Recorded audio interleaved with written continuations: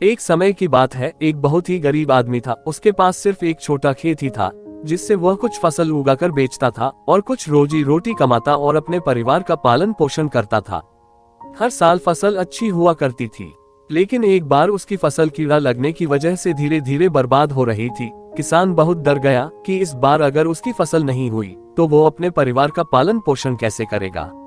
वह किसान निराश होकर फसलों की दवाई की दुकानों पर गया और दुकानदार से कहने लगा, मेरी फसल को धीरे धीरे कीड़ा खा रहा है, मुझे कोई ऐसी दवाई दीजिए कि मेरी फसल में लगा हुआ कीड़ा मर जाए और मेरी फसल अच्छी हो जाए। दुकानदार ने जवाब दिया, हमारी दुकान पर ऐसी दवाई तो है, पर उसको फसल में इस्तेमाल करने से पहले आपको इसमें लिखे हुए निर्देशों का पालन करना होगा। किसान ने कहा, कृपया करके मुझे वो कीटनाशक दवाई दे दो, मैं निर्देशों का पालन जरूर करूंगा।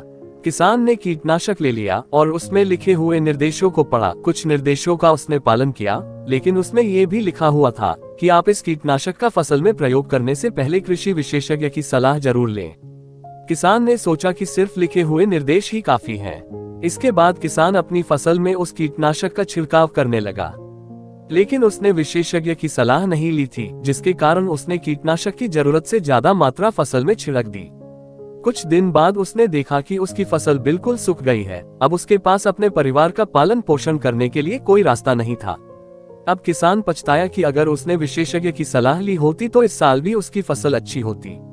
कहानी की शिक्षा। इस कहानी से हमें ये शिक्षा मिलती है कि हमेशा अधूरा ज्ञान बर्बादी का कारण बनता है।